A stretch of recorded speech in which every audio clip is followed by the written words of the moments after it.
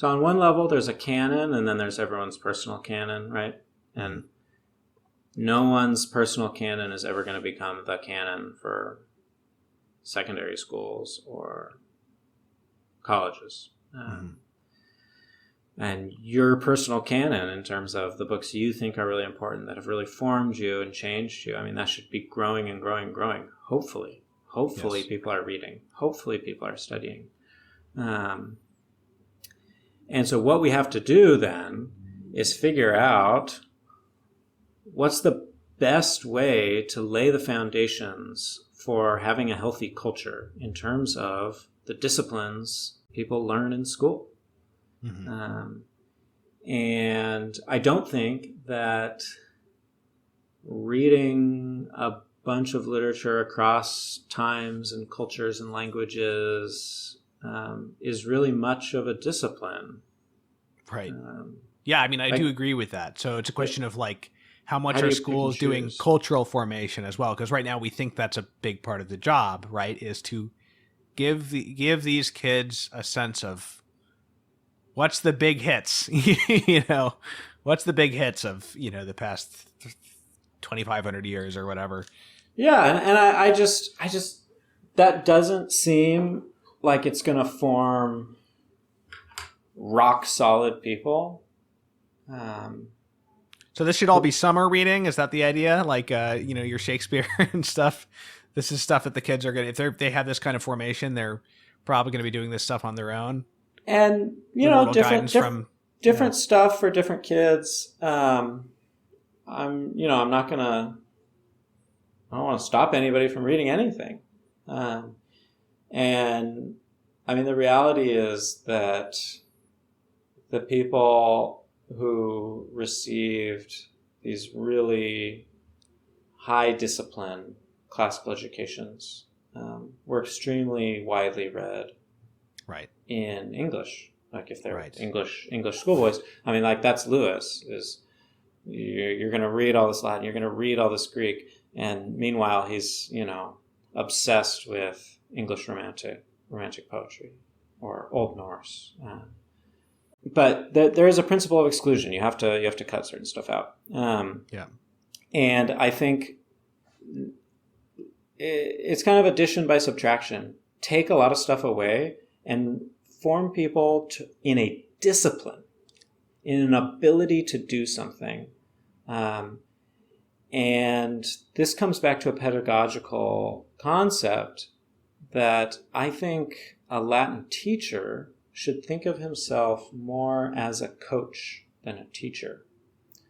Less as someone standing up and giving a lecture and imparting information, and more as training his students to do something. So when you coach baseball, you're like, okay, here's how to bunt. You're going to hold the bat in a certain way. When the ball comes, you're going to do this with the bat. Now watch. And then they watch you do it. Okay, everyone line up. You're going to get 5 pitches each, and you're going to try and bunt every single time.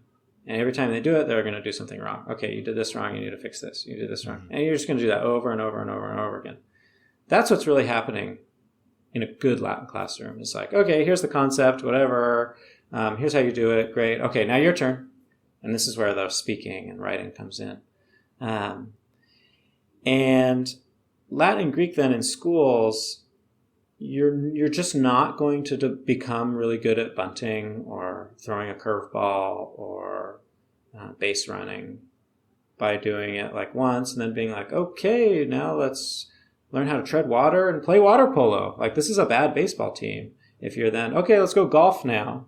And you're not going to be really good at anything, and you're not going to be a very good athlete, period. But yeah, I mean, like, Michael Jordan's able to spend all this time on basketball. And guess what? He was also ended up being a really good baseball player. Not as good as, Barry Bonds, but enough to get drafted. And so in a similar way, I think you need this principle of narrowness, developing a discipline, getting really good at these languages. till you're at the point where you can compose dactylic hexameter in Latin. So that when you then go and read the Aeneid, you're like, I know how hard this is because I've done it. And mine is bad. This is good. And then you really understand on a visceral level how good Virgil is. And having that sense for style is invaluable. And this is true education in words. And I think education in words is fundamental because if we want students to understand truth and to know truth and love truth, to get at these ideas, these kind of eternal forms or whatever, if you're a Platonist, you can only get there through words, even if words have to fall away at the end in the beatific vision of contemplating eternal truth and beauty. The only ladder is words. And this is my argument ultimately of why this narrow education in Greek and Latin is so important and should be the foundation for education. Maybe not mass democratic education, but education of the highest kind.